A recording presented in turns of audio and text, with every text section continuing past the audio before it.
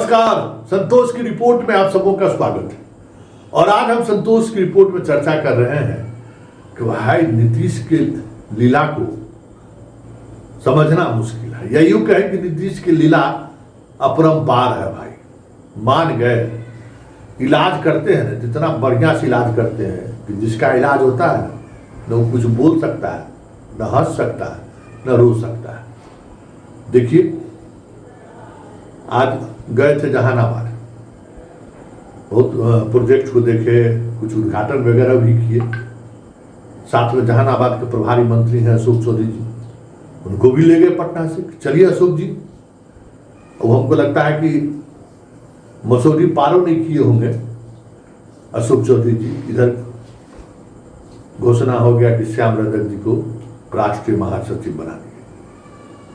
अब समझ आइए कि श्याम रजक को राष्ट्रीय महासचिव बनाने का मतलब क्या है, और श्याम रजक को इतना महत्वपूर्ण पद देकर, देखिए राष्ट्रीय महासचिव पद बहुत ही पार्टी के लिए महत्वपूर्ण पद माना जाता है, और उस पद पर एक दलित चेहरे को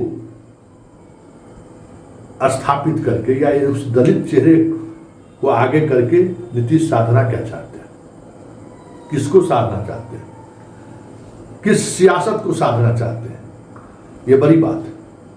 क्योंकि अशोक चौधरी को लेकर जो खबरें आ रही हैं और जिस तरीके से अशोक चौधरी इन दिनों परेशान है, बेचैन है, उन्हें समझ में नहीं आ रहा है कि हम अपनी सियासत को किस और ले जाएं। सही बात है कि भाई जिस तरीके की राजनीति अशोक चौधरी की है, उनका राजनीतिक मिजाज भी अलग है और रहन सहन तो है ही।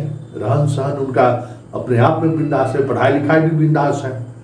कभी अशोक चौधरी के जुबान से उस तरीके की भाषा आपने नहीं सुनी होगी, लेकिन वो पॉलिटिकली जो एक घाघ आदमी होता है ना, पॉलिटिक्स में तो घाघ आदमी होना ही चाहिए, घाघ आदमी नहीं।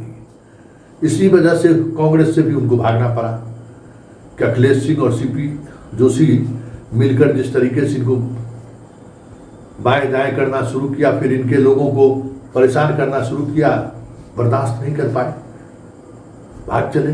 क्योंकि राजनीतिक तौर पर कभी भी ये स्टैंड लेते हुए अपनी राजनीतिक जीवन में कभी नहीं दिखे हैं। एक बड़े बाप की विरासत इन्हें जरूर मिली है, और उस विरासत का हालांकि कोई बड़ा लाभ इन्हें नहीं मिला है, अभाव में ही जीवन बीता है। ऐसा भी नहीं है कि चांदी के चम्मच से इनकी जिंदगी की शुरुआत भले हुई हो। पढ़ाई अच्छे जगह पर पिताजी ने जरूर कराई, लेकिन बाद के दिनों में ऐसा नहीं है कि बहुत सारी इतनी बड़ी कह सकते हैं कि धनाढ्य परिवार के हो, ऐसा नहीं था कि बहुत बड़ी राशि छोड़कर पिताजी गए हैं ऐसा कर, ऐसा नहीं। संघर्ष का जीवन रहा है। पत्नी का स्कूल में शिक्षिका बनाना, बहुत तरीके के संघर्ष कई जीवन इन्होंने जिया है, लेकिन राजनीति में कभी भी ये फाइट करते हुए नहीं दिखे। और यही वजह है कि कांग्रेस में ये टिक नहीं पाए। जब इन्हें महत्वपूर्ण जिम्मेवारी दी गई, राहुल ने इन्हें प्रदेश अध्यक्ष बनाया, विधान परिषद बनाया, मंत्री बनाया, तो अपने आप को उस राजनीति में टिका नहीं पाए और अंततः छोड़कर गए सो गए।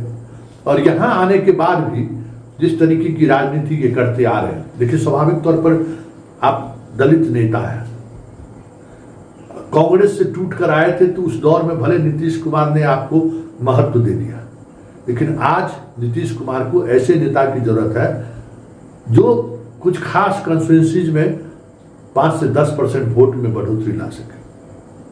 और इस चुनाव में उन्होंने किया भी है, और उसका परिणाम भी उनको मिला। देवेश चंद्र ठाकुर देख लीजिए, ब्राह्मण का वोट सीतामढ़ी में बुलाए, आनंद मोहन को उन्होंने लाया तो राजपूत को वोट को प्रभावित किया। देवेश चंद्र ठाकुर कर रहे हैं, संजय झा कर रहे हैं, ललन सिंह कर रहे हैं। आज देखिए उनके पार्टी में क्या कहते हैं, विजेंद्र यादव कर रहे हैं, अपने दम पर 2 विधान लोकसभा चुनाव वो जितवा कर ले आए।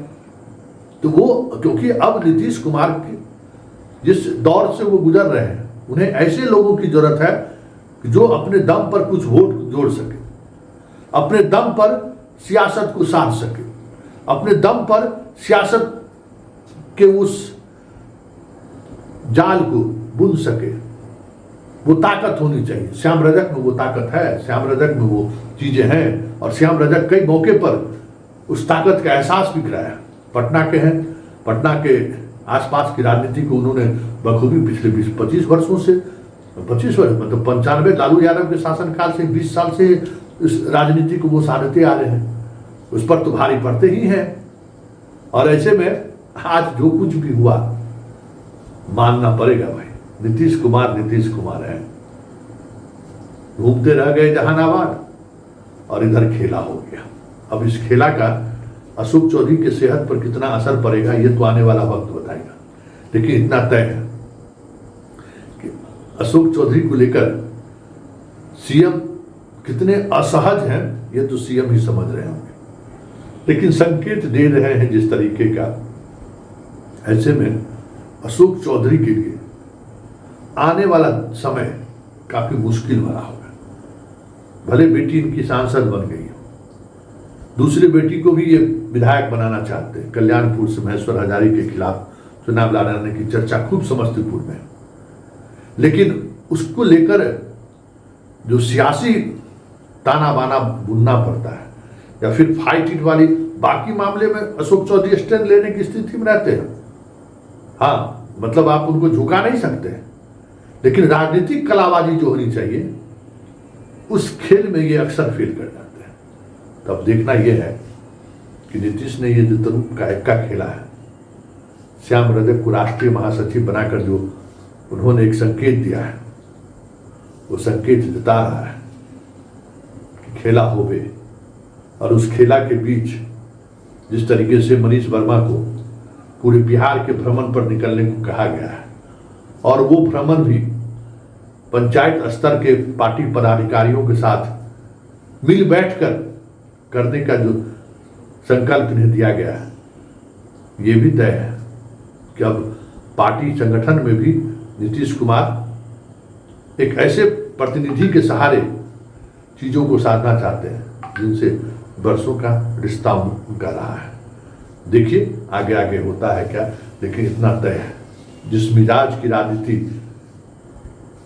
नीतीश कर रहे हैं, दिख तो जरूर रहा है कि वो पूरी तौर पर वापसी के लिए जंग तो लड़ रहे हैं।